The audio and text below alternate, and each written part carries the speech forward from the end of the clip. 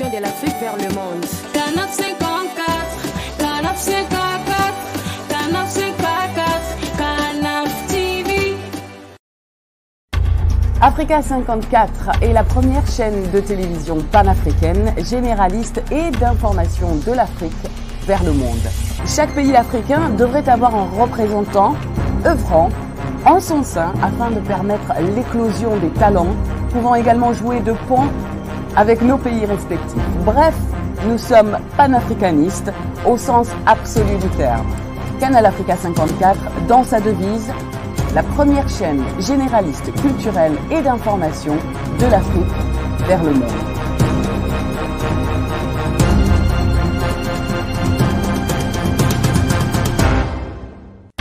Canal Africa 54 will give to Africans and Afro-Caribbean what they have long been waiting for.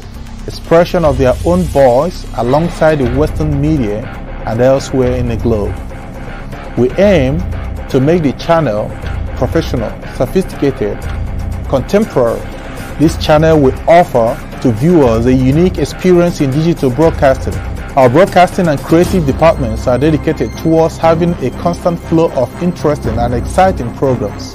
By using the most sophisticated methods of production, we aim to provide programming which is second to none, developing and enhancing the digital TV services throughout interactive mediums.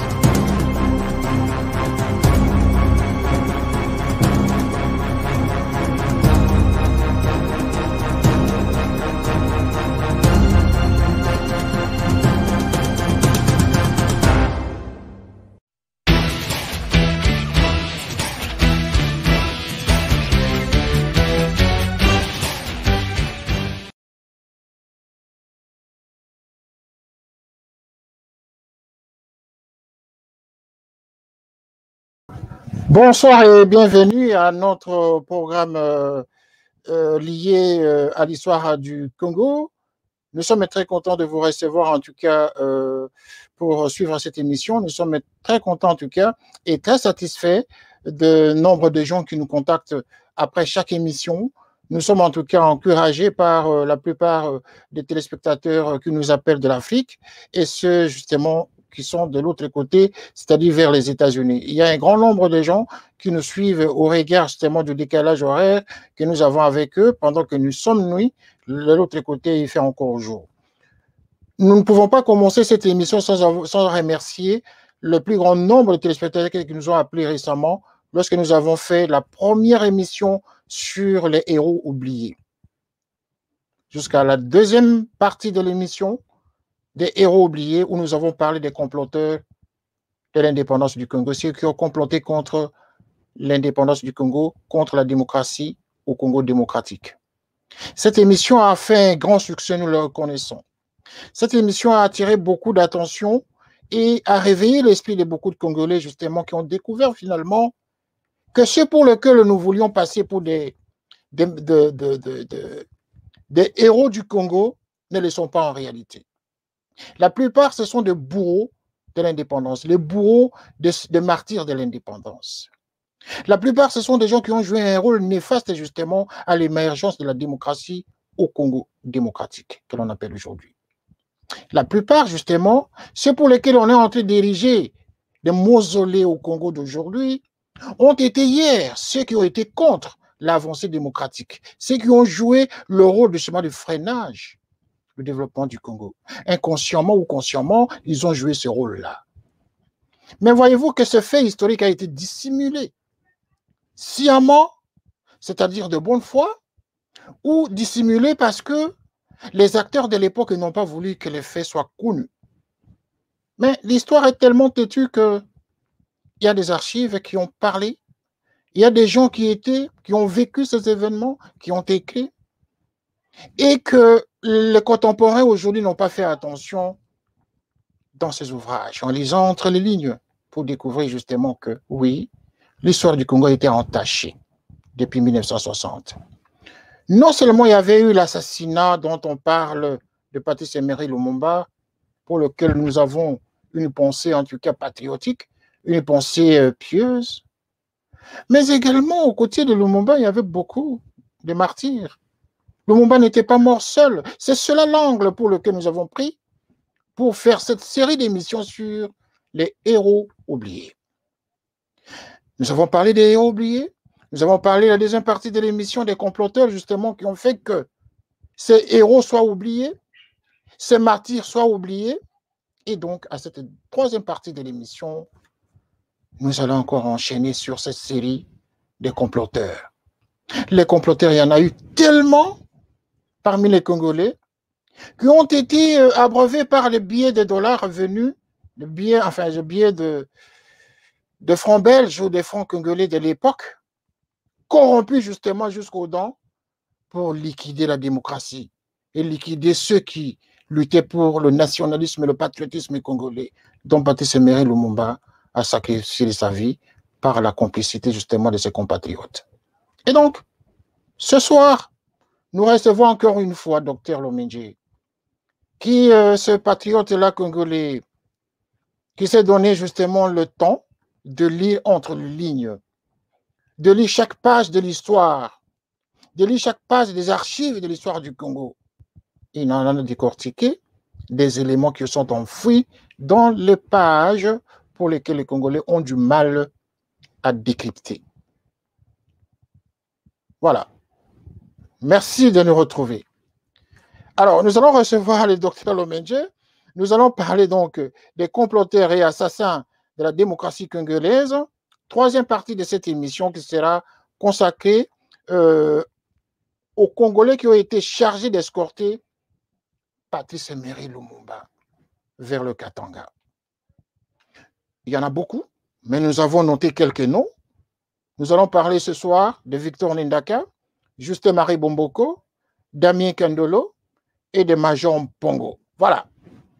Nous avons choisi ces 4 noms et l'autre série de l'émission, nous allons continuer jusqu'à ce que nous finissions cette longue série, en tout cas, sur ceux qui ont été les acteurs majeurs de l'assassinat au niveau du Katanga. Au niveau du Katanga, nous avons des acteurs principaux, ceux-là, les Tchombe, les Mukamba, les Mundongo et tous les autres, nous allons les citer.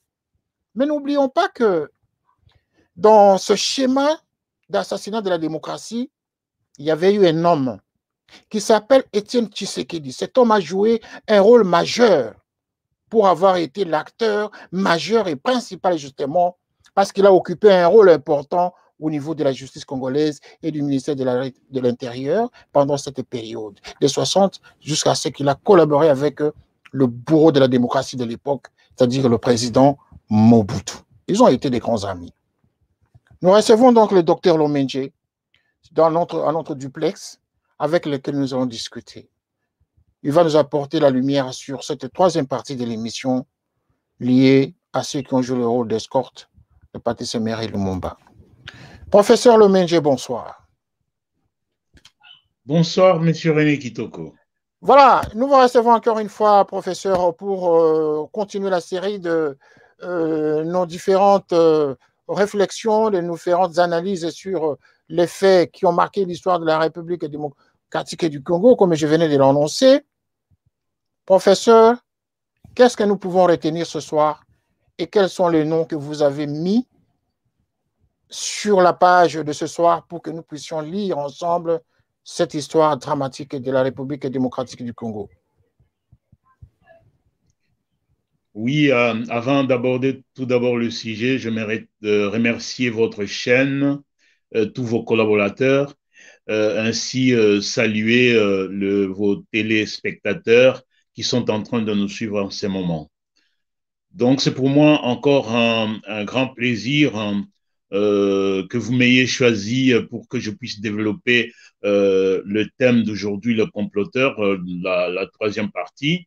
Et aujourd'hui, donc, j'ai choisi dans des documents des archives à parler de 5 comploteurs. J'ai entendu que vous avez cité 4, mais ils sont 5. Donc, il s'agit de Justin-Marie Bomboko, de Victor Ndaka, d'Albert Ndele, de Kandolo, Damien Kandolo et de Gilbert Pongo. Voilà donc les 5 personnes auxquels nous allons nous atteler ce soir pour voir quel était leur rôle dans la participation des assassinats et du freinage de la démocratie.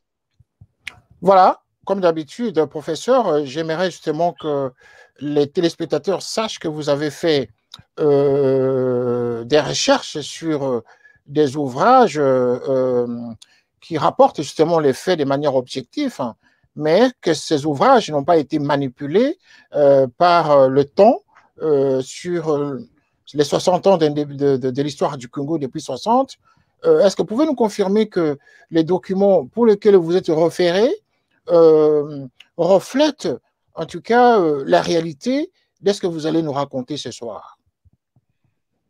Oui, effectivement, le document auquel je me réfère reflète la réalité, mais en tant qu'enseignant, en tant qu'universitaire intellectuel, j'essaye de tirer les éléments le plus probants, les éléments qui vont vers la réalité et de recouper les événements de tel autre document lorsque je sens que là, ça ne va pas, je n'en tiens pas compte. Donc, effectivement, beaucoup plus là, le document le plus intéressant, c'est les documents de la commission Lumumba qui s'est tenue à Bruxelles en 2001. Et là, en comparant avec d'autres documents d'avant, on sent qu'il y a une réalité de fait.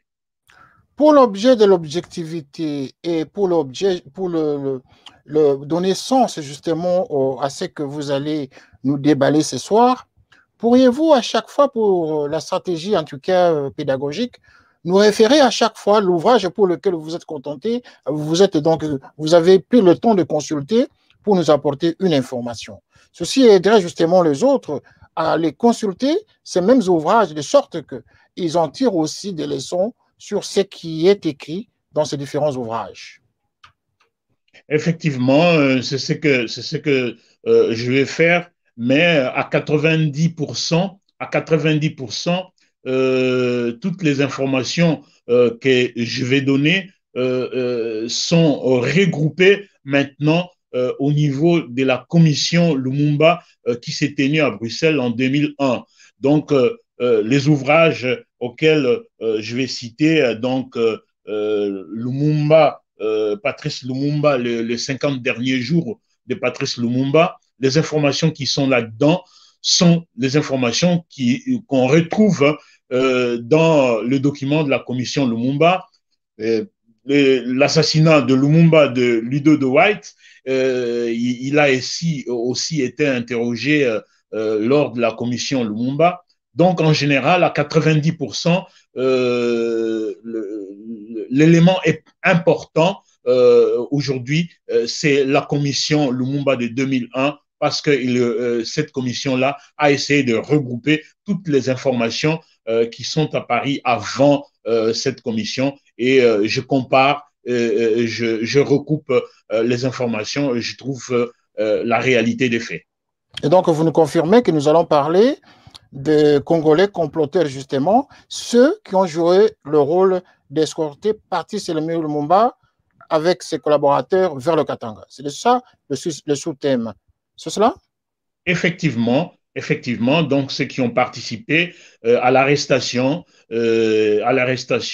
et aux péripéties de renvoi de Patrice Emery Lumumba dans les Katanga où ils ont fini leur vie en étant assassinés.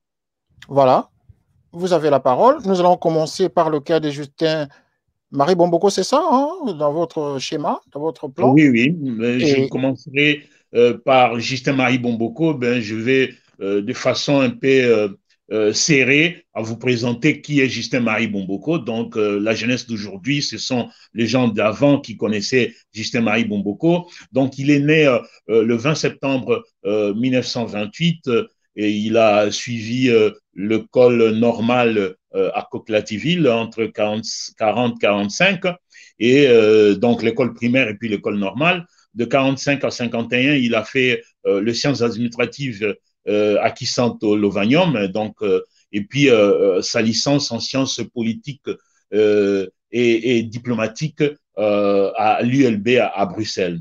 Donc, il a participé à la table ronde en tant que membre du parti politique UNIMO. UNIMO, c'est l'Union de Mongo, dont il fut président à l'indépendance. Il a été dans le premier gouvernement de Lumumba en tant que ministre des Affaires étrangères. Et à partir du 5 septembre, il a contre-signé 2 jours après la révocation de Lumumba, donc avec 2 jours ou une journée de retard, la révocation de Lumumba. Et le 14 septembre, lorsque Mobutu fait son coup d'État en mettant le collège de commissaires, Bomboko fut choisi comme étant président du collège de commissaires généraux, donc comme en comparaison comme étant premier ministre du gouvernement illégal en tant que collège de commissaires généraux. Voilà ce que je peux vous dire sur la petite biographie de Bomboko, qui normalement a été dans plusieurs gouvernements, gouvernement Iléo, gouvernement Adoula, gouvernement Mobutu, et il s'en suivit qu'il a participé à la création du Impair Manifeste Lancélé avec Etienne Tshisekedi et d'autres politiciens congolais. Alors, professeur, pour des raisons de clarté, en tout cas, pour situer chaque personne par rapport à leur appartenance géographique de la République démocratique du Congo, il serait toujours nécessaire justement de nous préciser l'origine de chaque personne pour qu'on arrive justement à comprendre le rôle que la pesanteur qu'il y avait eu autour de toutes ces personnes du point de vue de leur attache régionale ou provinciale. Voilà. Bomboko, lui, venait de quel coin du Congo à cette époque? Il est originaire de quel coin du Congo? Bomboko venait de la province de l'Équateur et il était Mongo, Anna Mongo. Voilà, il était Mongo, mais voilà, est-ce qu'il était proche de Lumumba? Est-ce qu'il était dans le MNC? Avait-il appartenu à ce mouvement national congolais?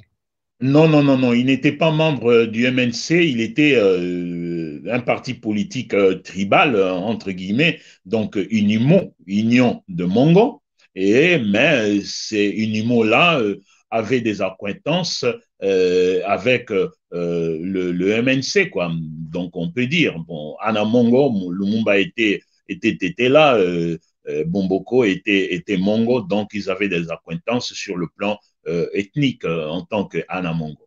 Alors, comment expliquer à ce moment-là sur le plan politique Bomboko se retrouve dans la liste que vous avez soumise à notre chaîne pour en discuter ce soir en tant que l'une des personnes qui a joué le rôle d'escorte ou d'arrestation de Patrice Lumumba. Quel a été son rôle politique à cette époque? Oui, le rôle politique de Justin-Marie Bomboko, donc on le voit qu'il a carrément remplacé Lumumba tout en étant président de collège des commissaires généraux. Donc ces titres-là équivalaient au titre de Premier ministre. Et c'est lui qui a contresigné la révocation de Patrice Emery Lumumba lorsque Kasavubu a émis cette révocation le 5 septembre et je pense le 6 ou le 7 septembre, Bomboko a contresigné cette révocation pour que le gouvernement tombe. Et à partir de ce moment-là, il va travailler avec Kasavubu.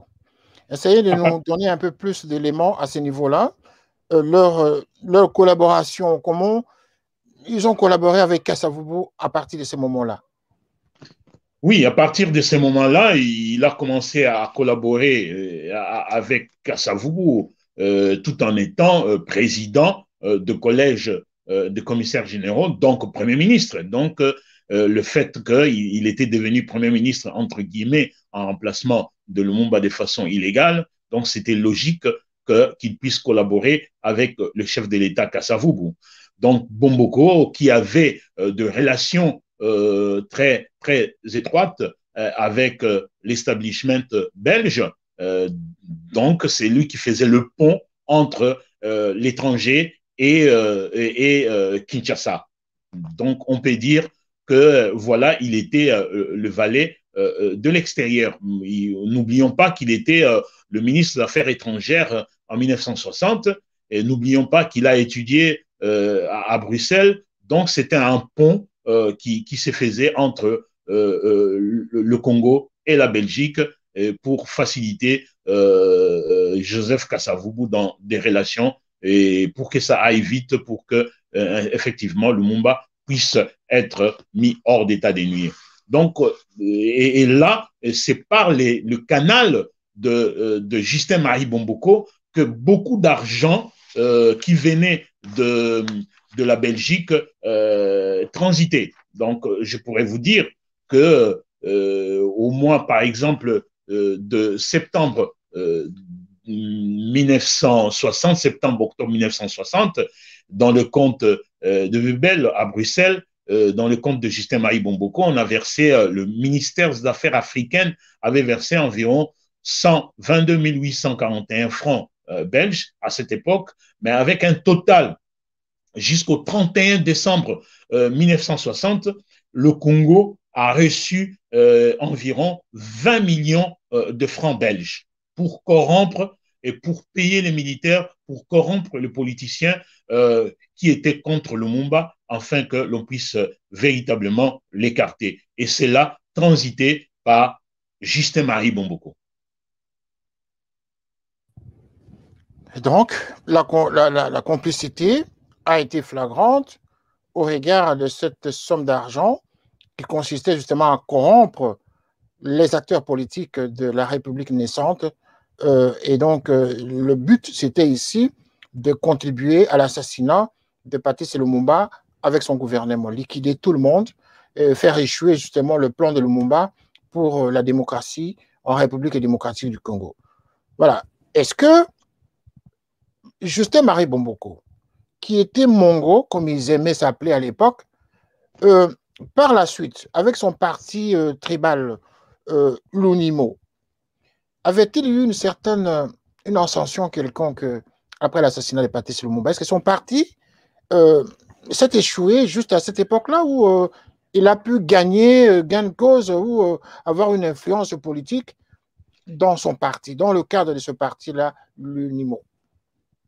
Oui, mais on peut s'en rendre compte que la grande majorité des partis politiques qui étaient à tendance tribale n'avaient pas pris un envol extraordinaire après l'indépendance. Donc, après cela, le fait qu'il avait rendu un grand service aux autres comploteurs, notamment Kasavubu et Mobutu.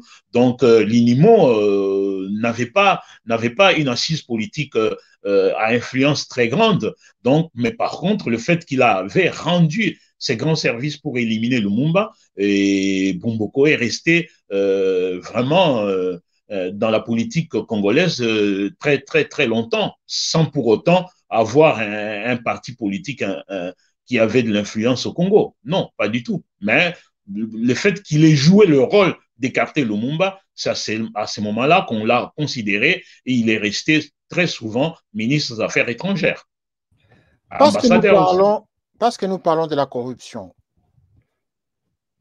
Approximativement 20 millions de francs congolais de l'époque, n'est-ce pas? Non, de francs belges. De francs belges. Voilà, les francs belges de l'époque. Francs belges de l'époque. 20 millions. Pour corrompre les acteurs politiques du Congo de cette époque. Qui en ont été les grands bénéficiaires de cette somme? La répartition, est-ce que vous en avez une idée? Les archives ont-elles parlé à ce niveau-là?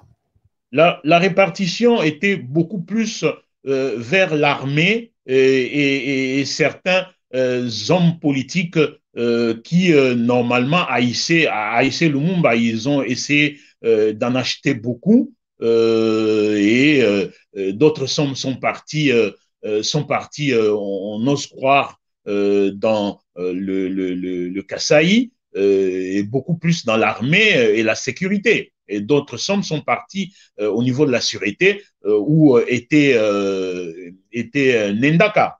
Donc là, c'était pour vraiment ficeler tout.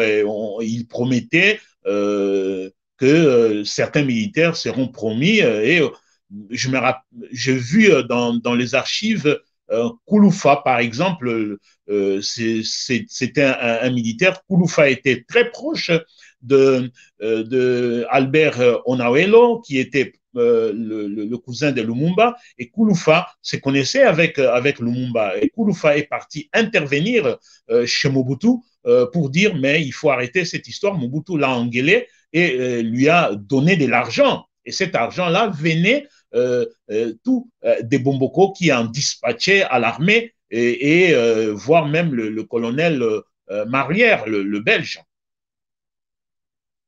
Donc, professeur, en d'autres termes, s'il n'y avait pas eu cette corruption, probablement Lumumba pouvait être sauvé par certains Congolais qui étaient proches de lui.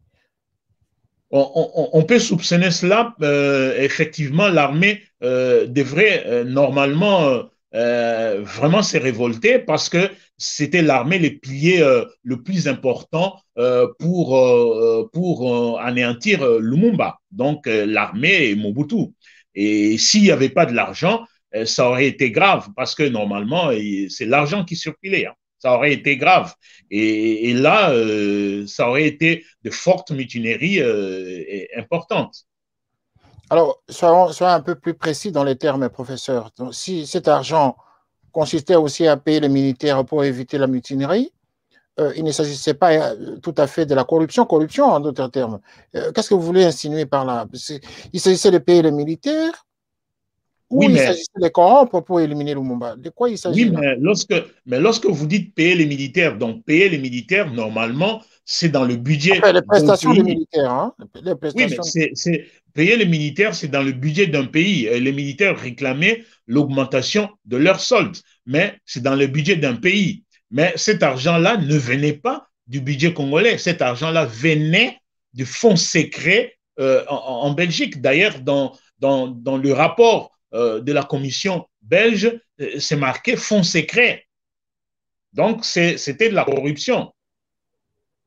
Et donc, Bomboko, c'est lui qui était le patron, justement, comme l'homme orchestre de la gérance de ce fonds pour corrompre les acteurs politiques de l'époque afin donc de complètement dissuader les autres Congolais à ne pas suivre la voie de Patrice Lumumba et de l'acheminer justement vers le Katanga afin de l'assassiner.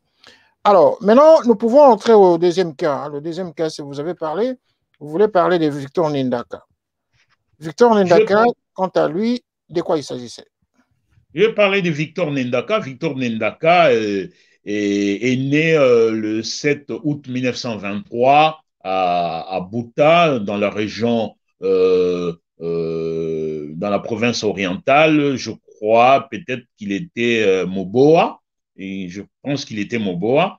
Il a fait l'école primaire et l'école moyenne. Et en 1959, il a adhéré au MNC.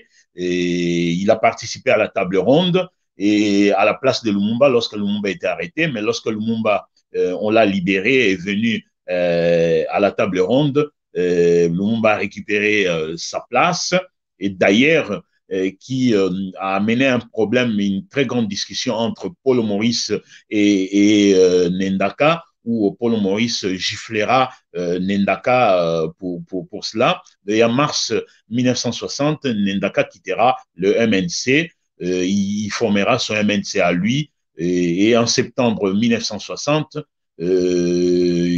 lors de la révocation du gouvernement Lumumba, et Ndaka a été nommé administrateur de la sûreté à la place de Christophe Muzungu, parce que Lumumba avait nommé Christophe Muzungu administrateur de la sûreté.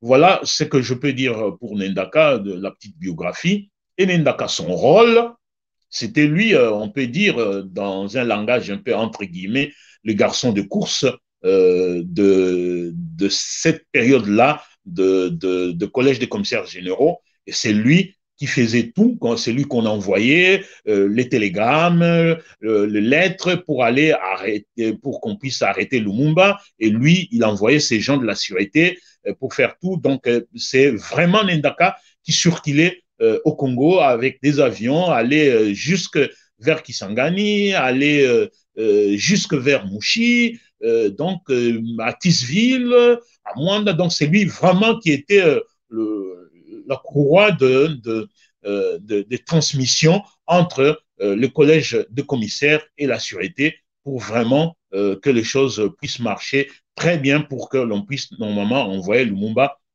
à Elisabethville. Et voilà donc le rôle vraiment principal de Nendaka, c'était le rôle de la sûreté. Et Lumumba se connaissait avec la sûreté belge, avec la CIA, les Américains.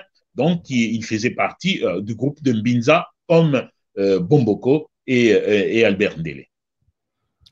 Alors, Nendaka était au MNC. Est-ce qu'il a été au MNC de la création de ce parti avec Patrice Lumumba ou c'est tout simplement il a adhéré pendant que le mouvement a commencé à fonctionner? Était-il au début de la formation de ce parti politique? Oui, ben, la formation de parti politique a commencé en octobre 1958 et lui, il a adhéré en 1959 et d'ailleurs en tant que vice-président du MNC. Lumumba était président, donc lui, il était vice-président du MNC. Donc, il est parmi le première personne qui ont adhéré dans les MNC. Et avait-il démissionné du parti ou tout simplement il a quitté par rapport aux secousses de faits de l'histoire de l'époque? Qu'est-ce qui a motivé que par la suite il devient anti-Lumumba? Avait-il démissionné dans le parti ou il était toujours dans le parti pendant que Lumumba traversait ces moments difficiles?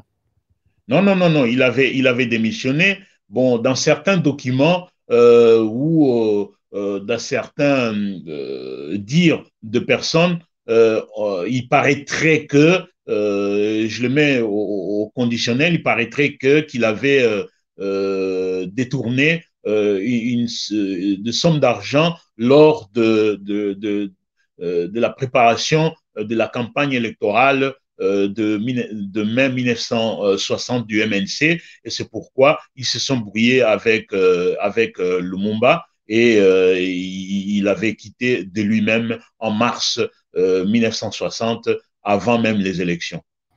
Alors, politiquement parlant, par rapport à la situation liée à Patrice Emery Lumumba, je fais référence à son assassinat. Qu'est-ce que nous pouvons retenir de la participation, du rôle plutôt de Victor Nendaka par rapport à l'assassinat? Le rôle de Victor Nendaka était beaucoup plus dans à chercher. Donc, c'est lui, normalement, en tant que chef de la sûreté du Congo, il devait savoir, lorsque Lumumba s'est enfui, c'est à lui qui revenait le rôle de savoir, en tant qu'administrateur de la sûreté, savoir où serait Lumumba. Donc, il a envoyé ses inspecteurs de la sûreté comme Pongo, et d'autres militaires comme Yohane pour aller à la recherche de Lumumba, donc avec les avions que la CIA a donné à Mobutu, et Mobutu a donné ça à Nendaka, qui était l'administrateur de la sûreté. Donc, il a joué le rôle de la recherche où s'est caché Lumumba. La chasse à l'homme, quoi. Oui, la chasse à l'homme. Ben voilà. Et donc, vous avez cité tout à l'heure en passant, hein, vous avez parlé de Mpongo. Vous faites référence à quel Mpongo? Major Mpongo ou un autre Mpongo? Je fais référence au Major Pongo. Et le Major Pongo, donc, je peux aborder son sujet. Donc, le Major Pongo est né au mois d'avril 1927 à Boma. Il a fait l'école primaire avec 3 années intermédiaires à Boma, puis l'école professionnelle. Et il a travaillé à la sûreté coloniale. Il était dans le parti PNP, Parti national progressiste. Et Pongo, lorsque on a révoqué Lumumba, Pongo était inspecteur à la sûreté, donc il travaillait sous les ordres de Nendaka. Et on l'a voyé d'ailleurs même intégré. Je pense que c'est la seule personne de la sûreté, je pense, qui a intégré le collège des commissaires généraux. C'est le seul qui a intégré.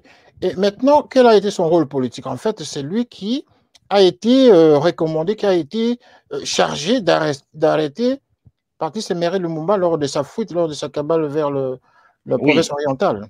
oui, effectivement, c'est à Pongo qu'on a donné la mission d'aller. Donc, on a donné la mission à Ndaka en tant qu'administrateur de la sécurité. Donc, il a délégué cette mission-là à l'inspecteur de la sécurité qui était Pongo Gilbert. Et c'est lui qui est parti à la recherche avec d'autres militaires, notamment Zouzou Dimessou venant de Bakwanga et Johan. Et d'ailleurs, c'est Johan qui arrêtera Lumumba vers la rivière Lodi. Et lui, Pongo était à Port-Franqui.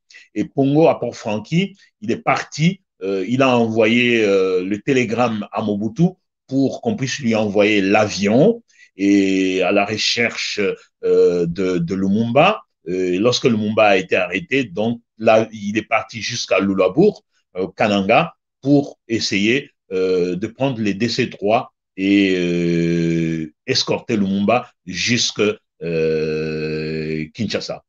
Et petit problème à Lulabour, le gouverneur de Lulabour, qui était apparenté MNC, ne voulait pas que l'avion puisse décoller de Lulabour. Donc, il s'est passé un temps énorme pour des négociations pour que Pongo puisse avoir cet avion de DC-3 pour que ça puisse décoller. Et il a fallu l'intervention d'un colonel dont le nom n'est pas cité dans les archives.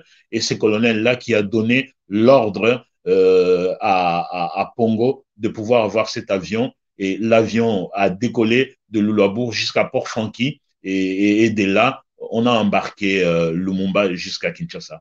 Voilà, donc c'est lui qui a vraiment amené Lumumba jusqu'à Kinshasa sur la Jeep que vous voyez là. Et donc, pour l'intérêt de tous les téléspectateurs, nous devons préciser ici que le major Mpongo dont on parle, ce ne fut un autre que celui qu'on appelle le père de la regrettée Pongolov, celle qui a été la chanteuse adulée des Congolais, des Aïrois à l'époque. Mais voilà, c'est son père justement qui a été cet homme qui a joué ce rôle d'arrestation de Patrice Emery Lumumba. Mais est-ce que, professeur, pouvons-nous dire ici que ces gens-là n'ont pas été manipulés? Il ne s'agissait pas de la manipulation tout simplement, parce qu'au finish, on risque d'incriminer des gens, alors qu'en même temps, ces mêmes personnes ont été sous l'influence de l'oppresseur qui voulait coûte que coûte en finir avec un système pour qu'eux remplacent selon la volonté que ces mêmes oppresseurs voulaient. Pensez-vous que ces gens-là, de bonne foi, vraiment, ils agissaient ainsi? Ou c'est tout simplement parce qu'ils étaient influencés? Vous avez parlé de la corruption. D'accord, la corruption, c'est un fait clair à ce sujet. Mais est-ce que vous pensez que ces Congolais de l'époque étaient inconscients? Vous pensez qu'ils étaient inconscients, professeur? Je ne sais pas ce que vous voulez dire par inconscient, mais Inconscients dans le sens moi je que pense que lorsque nous lisons, lorsque nous écoutons les faits, ça fait froid au dos. C'est pas normal que les gens normaux se comportent de cette façon-là jusqu'à livrer un homme de cette façon-là, au regard même de la manière dont on avait assassiné Patrice Lumumba avec ses collaborateurs. On ne peut pas imaginer que des personnes normales pouvaient se comporter ainsi, parce qu'ils étaient tous ensemble, ils ont lutté ensemble, ils sont venus à la table ronde pour demander l'indépendance du Congo, l'indépendance qui leur avait été accordée, et quelques semaines après, ils vont s'emballer dans un conflit interne entre eux. Mais ce conflit n'avait pas un soubassement. Est-ce que ça se fait tout simplement d'une manipulation? oui, mais lorsque vous dites d'une manipulation, mais qui manipulait qui? Bon, Les moi Occidentaux, personnellement, les Occidentaux, c'est qui tenaient la manette. Voilà. oui, mais effectivement, vous pouvez avoir raison, manipulation, mais sauf que ces Congolais-là, ce n'étaient pas des Congolais, bon, qui étaient des Primériens. C'était des Congolais, à cette époque-là, c'était des Congolais qui ont fait quand même des études, qui réfléchissaient. Des études, bon, est-ce que je peux dire des études universitaires, mais ils sont partis même jusqu'à l'école moyenne qui les réfléchissaient. Donc, même moi, je pense que ce qui a faussé les jeux pour que les gens puissent trahir, c'est fourre-tout dans le gouvernement.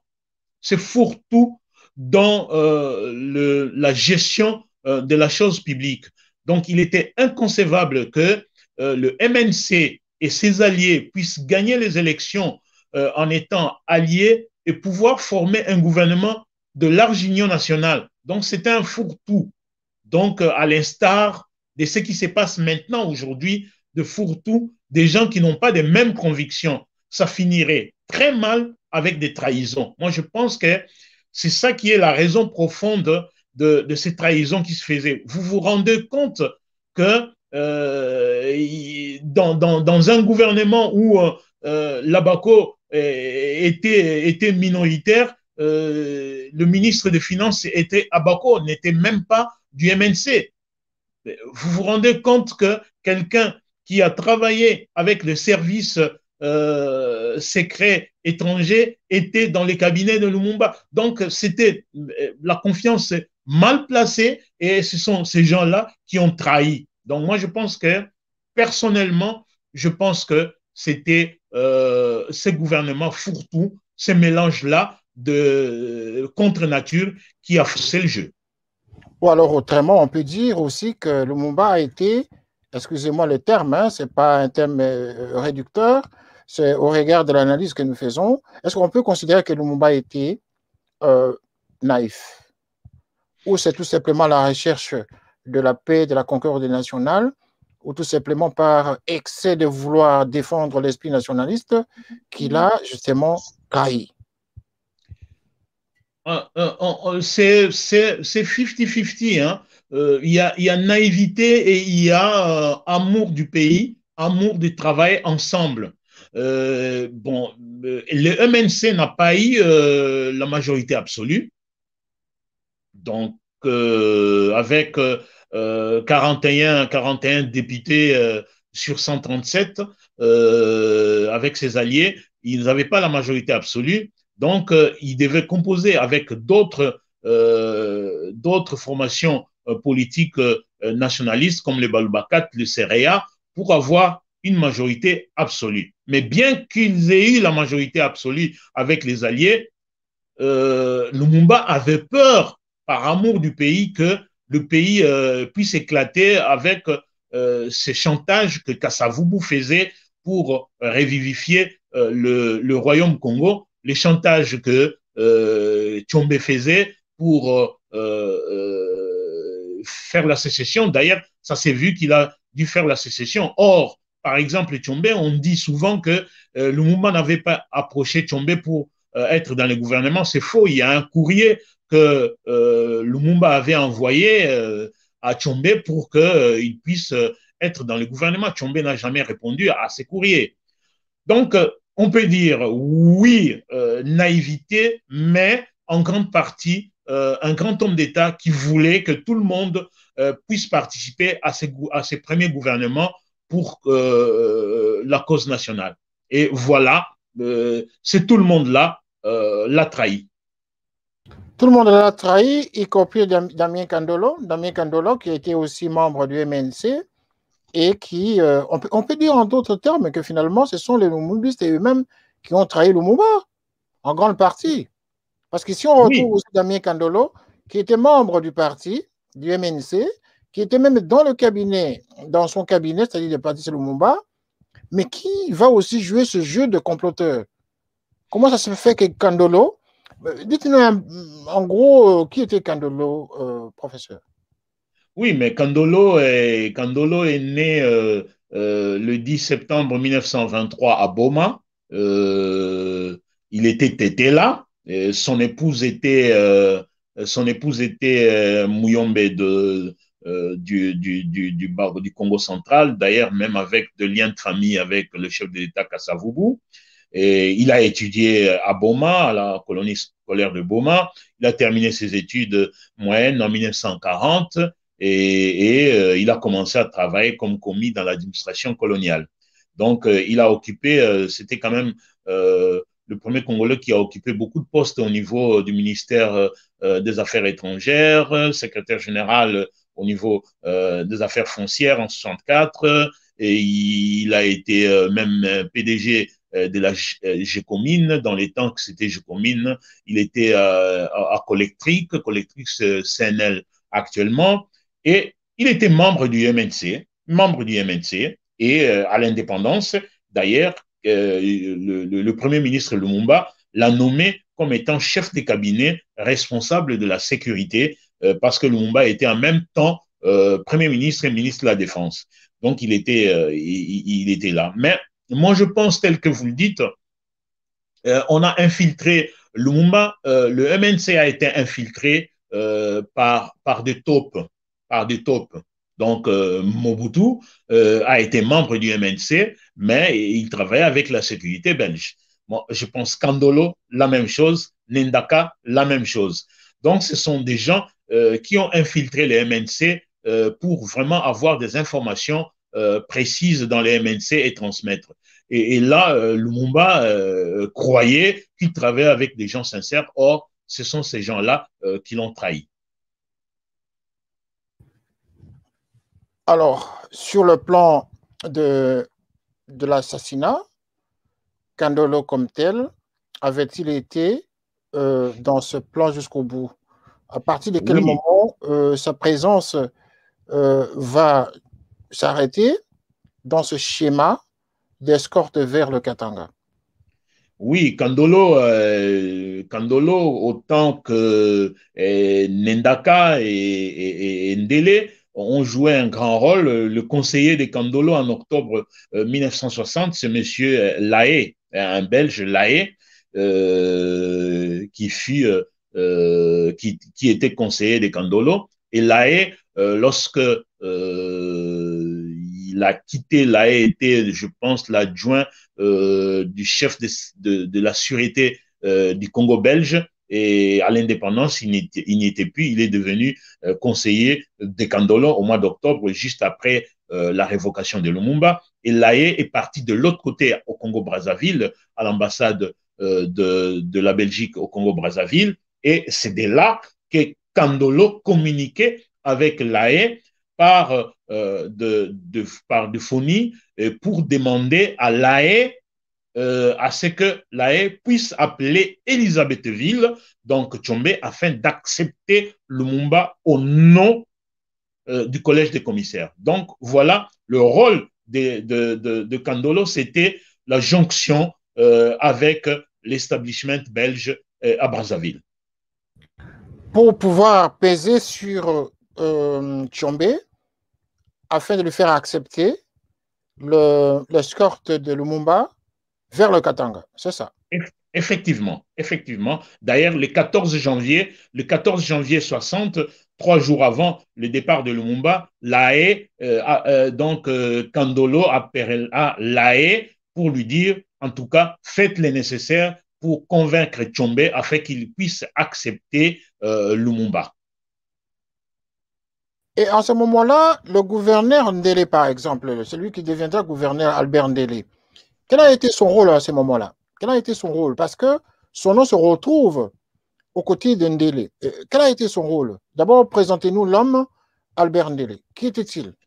Oui, Albert Ndele, lui, il est né à Boma. Il est né à Boma le 15 août 1930. Il a étudié là-bas à Boma, il a fait l'école moyenne, puis allé à Louvain, il a fait l'économie et finance, et il a participé à la table ronde de 1960 et la table ronde économique avec Mobutu. Je ne sais, on ne présente pas dans quelle partie Ndele a œuvré, mais il était apparenté à Bako, parce qu'à l'indépendance, il a été chef de cabinet du ministre des Finances, Nkayi, qui était à Bako. Et le 5 septembre 1960, lorsque on a révoqué Lumumba, Ndele était le vice-président du collège de commissaires, donc comme vice-premier ministre remplaçant Gizenga. Voilà. Le rôle de Ndele était important dans le sens où c'est lui qui était souvent, qui remplaçait souvent Bomboko lorsque Bomboko n'était pas là, parce que Bomboko était souvent en voyage à l'étranger, en Amérique, à Paris, en Belgique même, et donc c'est Ndele qui faisait office du président du collège des commissaires généraux en tant qu'adjoint de Bomboko. Et d'ailleurs, c'est lui qui contresignera l'ordonnance loi sur ce qu'il a contresigné avec Étienne Tshisekedi, le décret loi que le président Kasavubu a émis le 7 janvier 1961, décret loi constitutionnel relatif au pouvoir judiciaire. Donc, ça a été signé Joseph Kasavubu, chef de l'État, et Ndele pour le collège des commissaires généraux et Étienne Tshisekedi pour le collège des commissaires généraux en tant que collège des commissaires généraux adjoint à la justice. Voilà. Et le rôle de Ndele aussi était il avait un rôle aussi administratif, un rôle de pouvoir convaincre l'establishment au niveau de l'ONU. Et d'ailleurs, lui, avec Bomboko, c'est eux. Bomboko était parti au mois de novembre aux États-Unis, à l'ONU, lorsqu'ils ont écarté Thomas Kanza en tant que représentant du Congo à l'ONU au profit de représentants des Kasavubu. Donc, Ndele et Bomboko travaillaient ensemble sur le plan administratif et diplomatique. Waouh! Alors, professeur, lorsque nous écoutons, lorsque les téléspectateurs vous écoutent, nous avons l'impression finalement que Patrice Lumumba était seul contre tous et il était entouré plus sans pouvoir, sans intention en tout cas derrière la tête en posant cette question que je vais poser. Géographiquement parlant, on a l'impression que Lumumba a été trahi par, au regard des noms que vous donnez, hein, c'est comme ça que nous avons noté ici au studio, nous avons l'impression finalement que Lumumba a été trahi par les siens, c'est-à-dire les Kasaïens et les gens du Bas-Zaïre, hein, c'est ça, enfin, du Bas-Congo. C'est ce que nous avons l'impression, parce que les noms que vous citez, c'est toujours Kasavubu, allié à Kasavubu, et puis d'autre part, vous parlez de noms en consonance du Kasaï. Comment expliquer cette situation géographique, cette influence?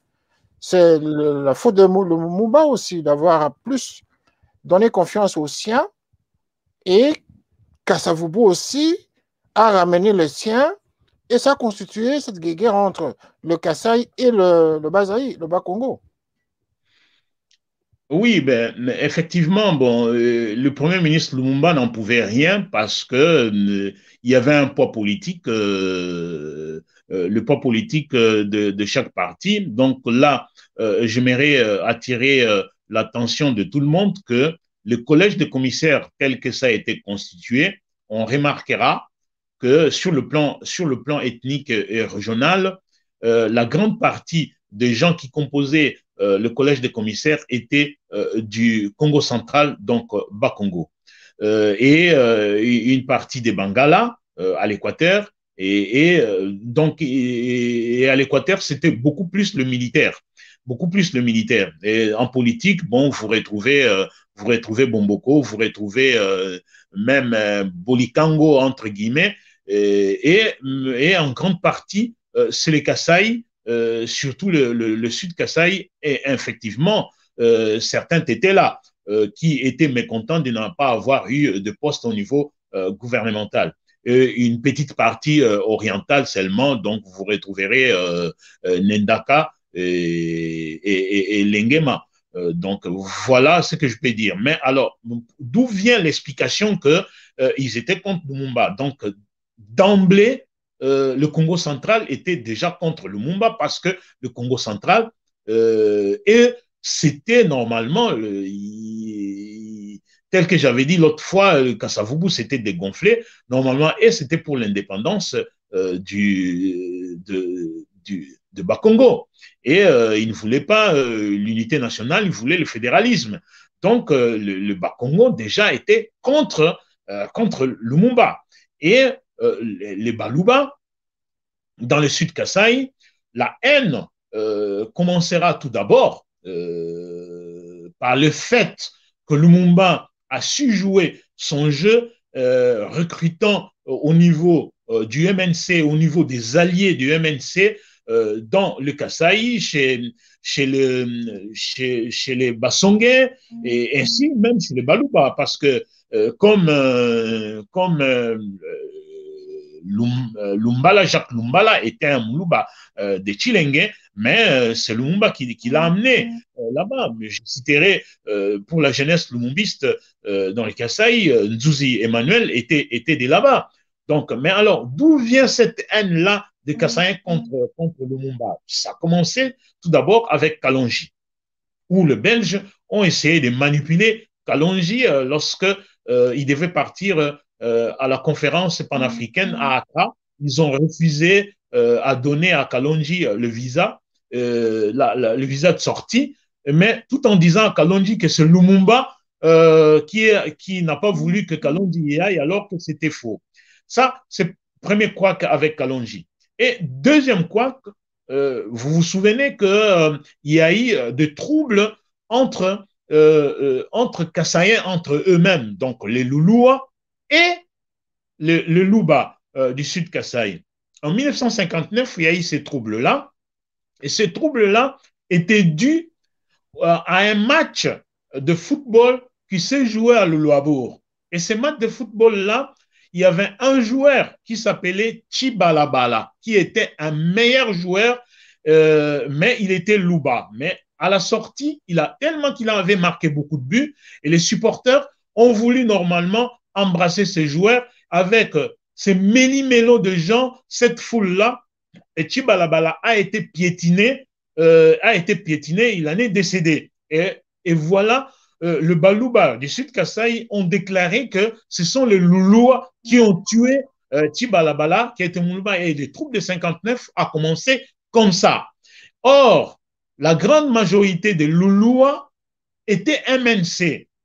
Et voilà, cette crise-là s'est prolongée en 1960 lorsque il y a eu la sécession katangais, la sécession kassaïenne, et il y a eu, on a réprimé cette sécession-là par l'armée nationale congolaise, et il y a eu des morts. Voilà que Kalonji dira que c'est le gouvernement central qui a fait tuer le kassaïen. Voilà encore le conflit qui en est découlé dans ce sens-là entre le Baluba et le Lumumba. Et donc, ici, vous avez cité comme ça le nom de Jacques Lumbala. Alors, oui. Est-ce que vous pouvez nous donner le lien qu'il y a entre Jacques Lumbala et Roger Lumbala d'aujourd'hui? Parce que les langues ne cessent de le dire, hein, que c'est son fils, ou il serait son fils, ou il serait un parent. Quel est le lien qui le lie? Est-ce que c'est toujours la même famille, Jacques Lumbala, assassiné en 60, et le Roger Lumbala d'aujourd'hui? Est-ce que c'est la même famille, professeur? Merci beaucoup de m'avoir posé cette question, et on a la chance que à 24 heures près, j'ai eu l'information que Roger Lumbala n'est pas de la famille de Jacques Lumbala, ni de près ni de loin, n'est ni même son fils, ni même membre de famille. Donc Jacques Lumbala a eu 3 enfants. Donc je crois Jacqueline Lumbala, et il y a eu, je crois, Madeleine Lumbala et Maurice Lumbala qui est au Canada actuellement. Donc, non, pas du tout. Roger Lumbala en a profité derrière le nom de Jacques Lumbala. Il n'est ni son fils, ni un membre des familles de Jacques Lumbala. Incroyable! Quelle révélation, professeur! Vous savez combien de gens sont surpris par cette information que vous livrez? Parce que la plupart des Congolais pensaient effectivement que le Roger Lumbala, qui fait beaucoup de bruit au Congo démocratique, serait parent à Jacques Lumbala.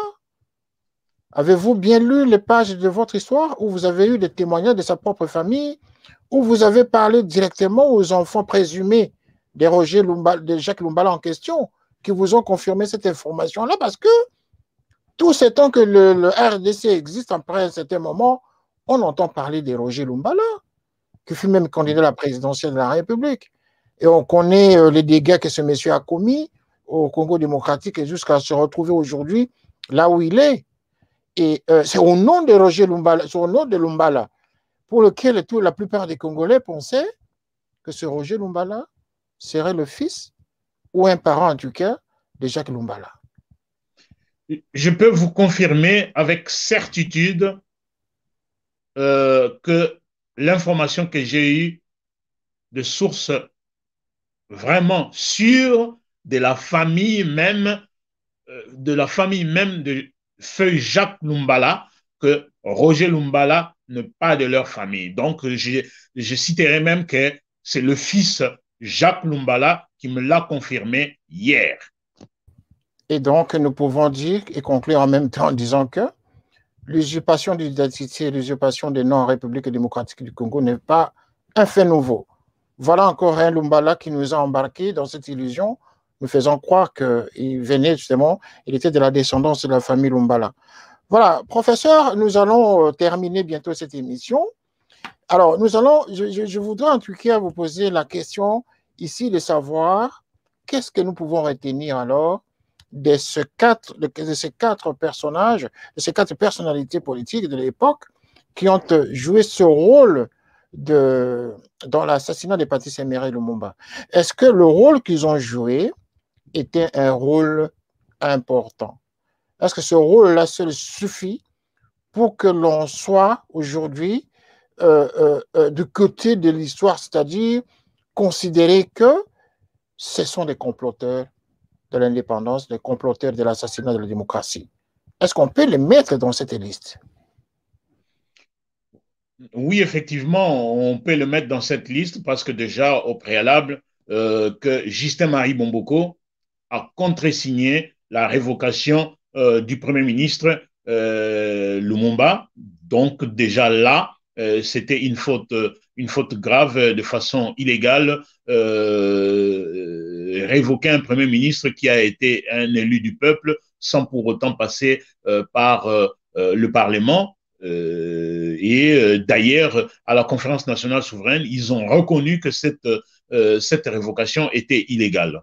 Donc, et de deux, former un gouvernement illégal, illégitime, donc le collège de commissaires, et commencer à contresigner des décrets que le chef de l'État Kasavubu a émis, ces décrets-là pour mettre la justice à côté et mettre d'autres lois qui étaient en nommant de magistrats, en nommant de militaires, pour que ces militaires-là et ces magistrats-là soient de leur côté au cas où ils jugeraient Lumumba et les autres. Et d'ailleurs, ni Lumumba, ni le Paul Maurice ou le martyr de Bakonga n'ont jamais été jugés par un tribunal, de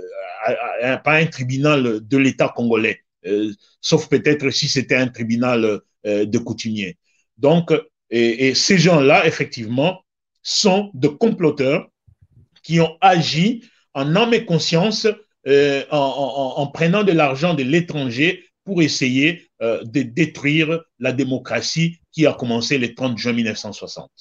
Et donc, on ne peut pas terminer cette émission, professeur, sans qu'on ait parlé de Étienne Tshisekedi pendant tout ce temps,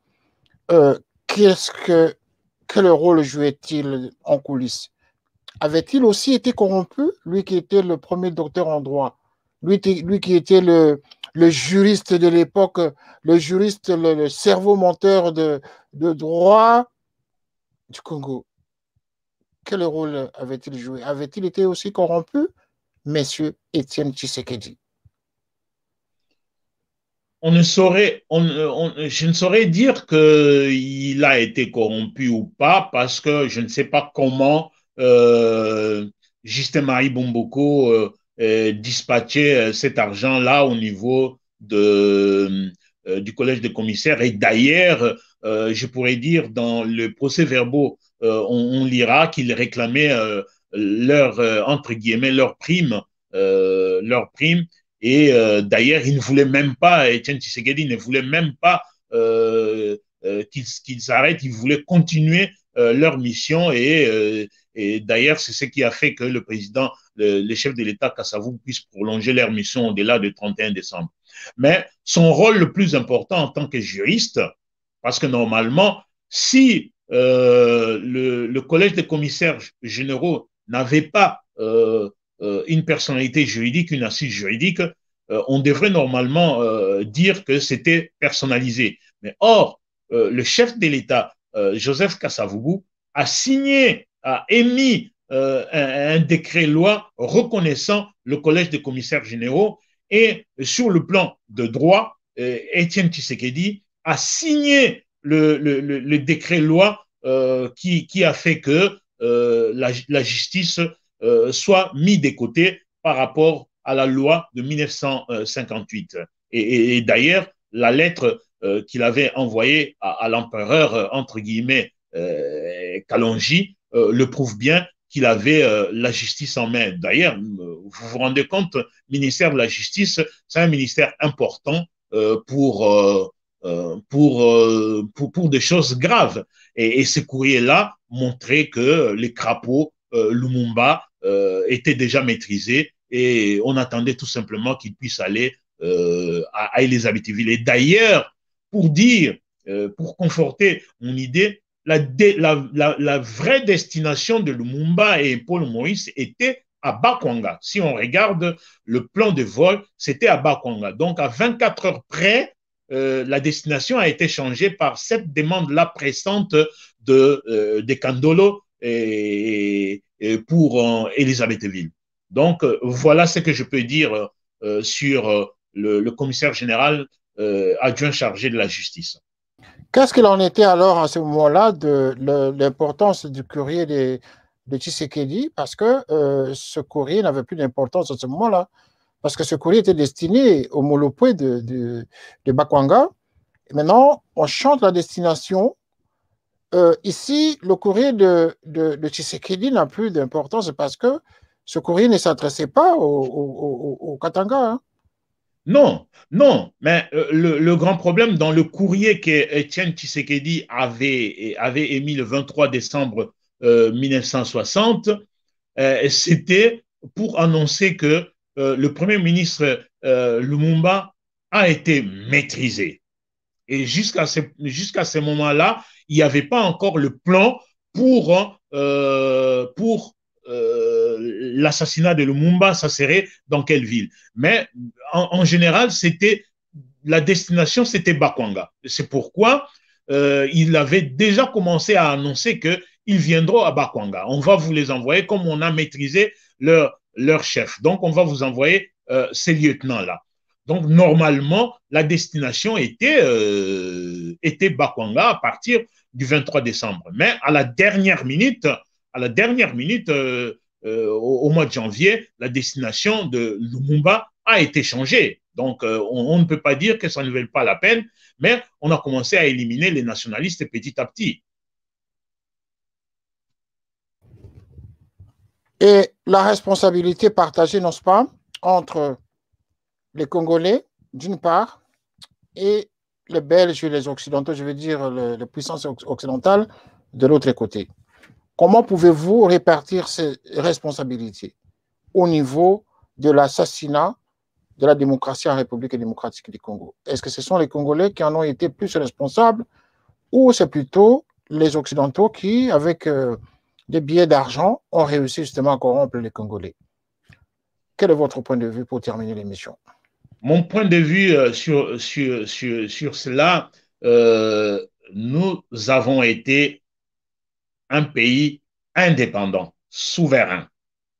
Donc, nous n'étions pas sous, même si c'était 2 mois après l'indépendance, nous étions déjà indépendants.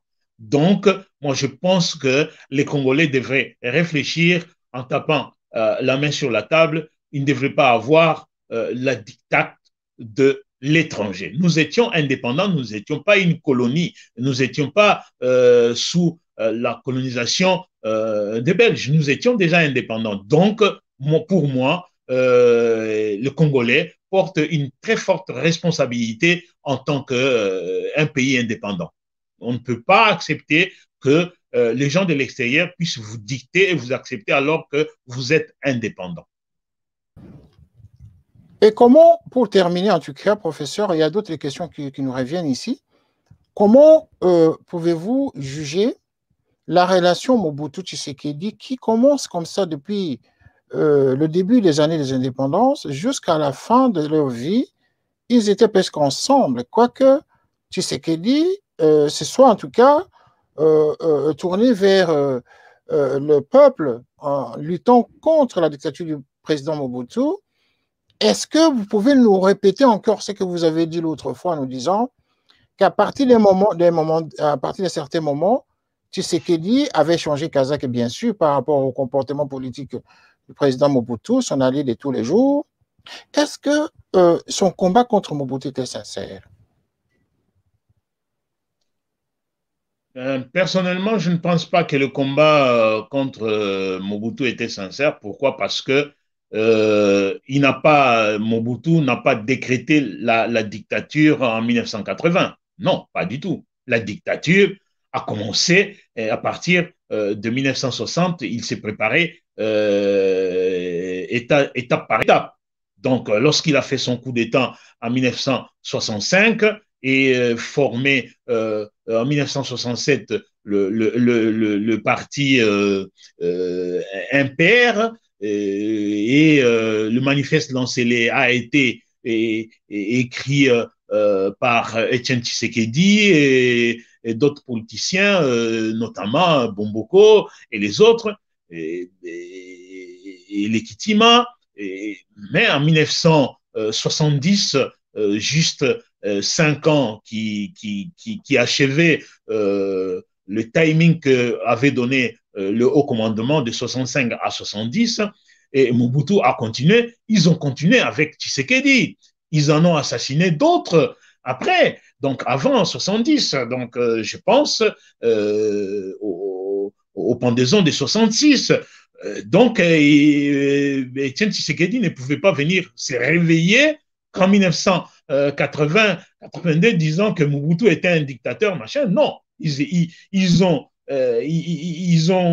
si je peux dire, ils ont voyagé ensemble dans la dictature, et c'est parce qu'il était devenu aigri, il manquait certains postes, et Tshisekedi c'est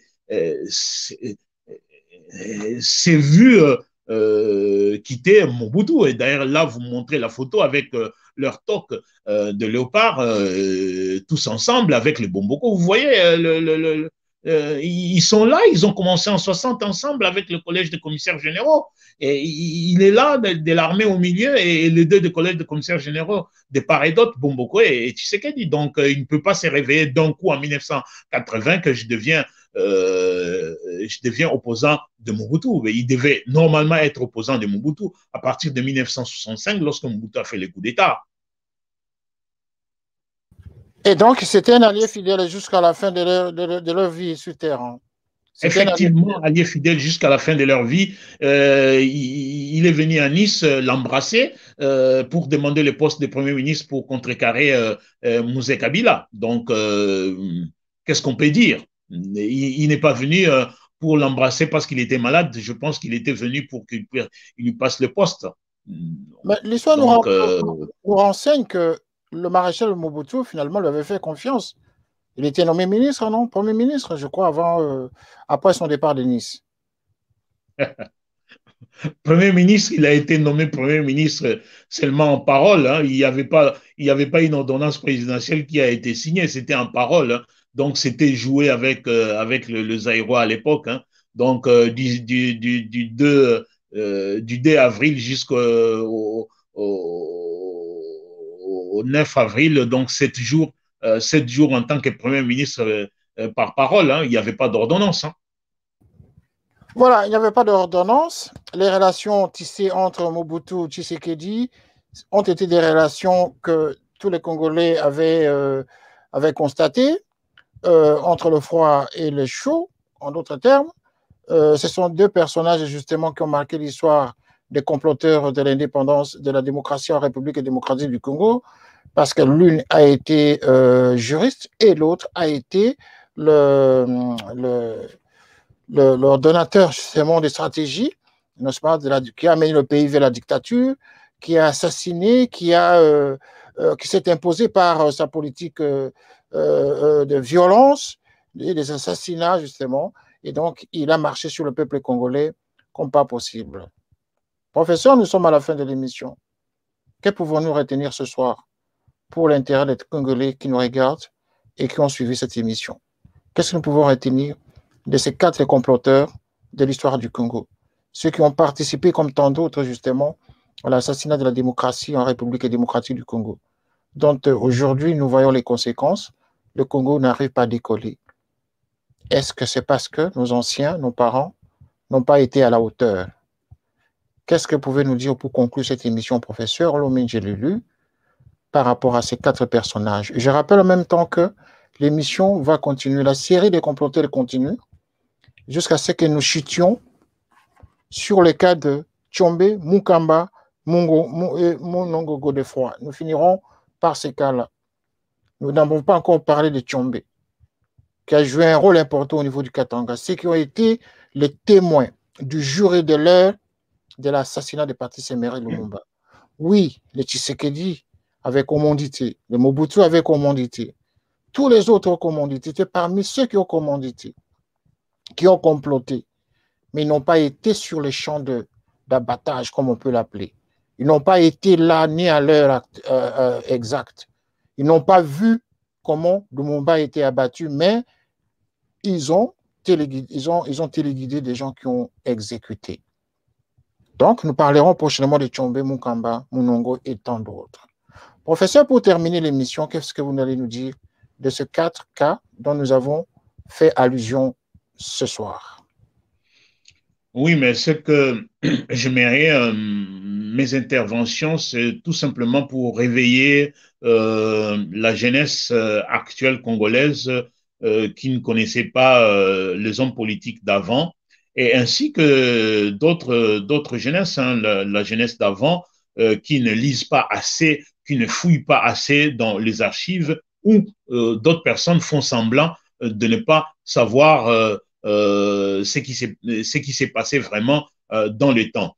Donc, pour les 4 personnes, moi, je pense que le but que nous poursuivons, c'est de pouvoir normalement réécrire l'histoire, connaître les gens qui ont participé au frein du début de la démocratie qui a amené ce que nous sommes en train de vivre aujourd'hui, parce que c'est comme si l'histoire est en train de se répéter.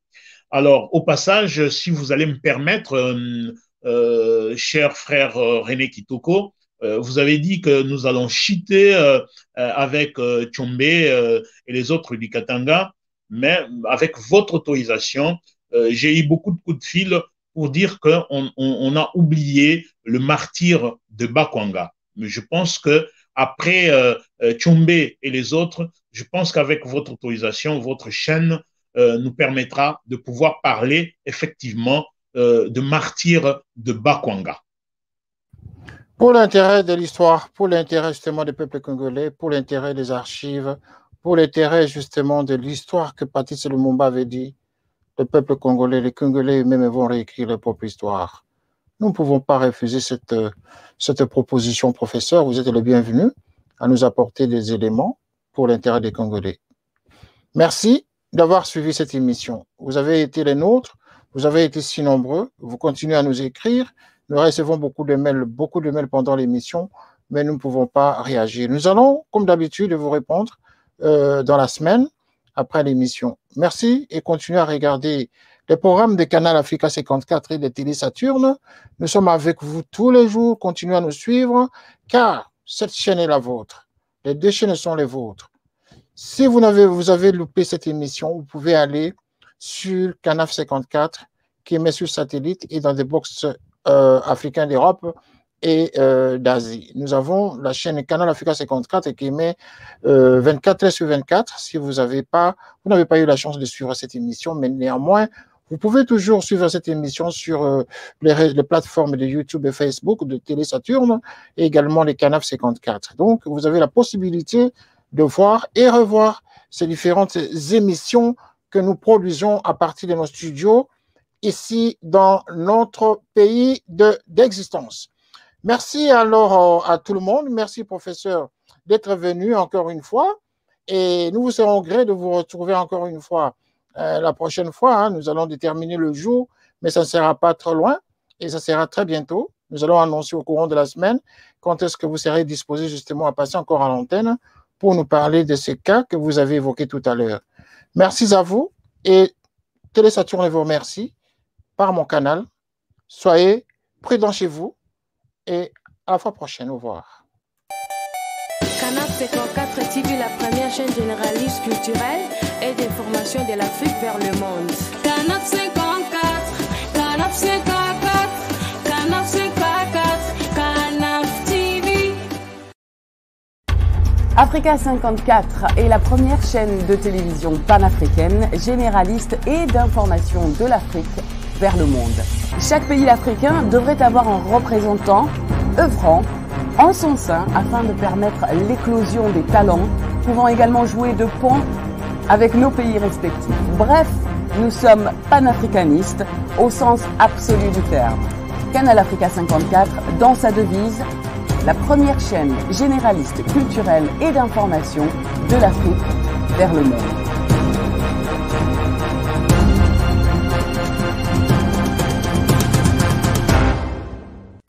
Canal Africa 54 will give to Africans and Afro-Caribbean what they have long been waiting for, expression of their own voice alongside the Western media and elsewhere in the globe. We aim to make the channel professional, sophisticated, contemporary. This channel will offer to viewers a unique experience in digital broadcasting. Our broadcasting and creative departments are dedicated towards having a constant flow of interesting and exciting programs. By using the most sophisticated methods of production, we aim to provide programming which is second to none, developing and enhancing the digital TV services throughout interactive mediums.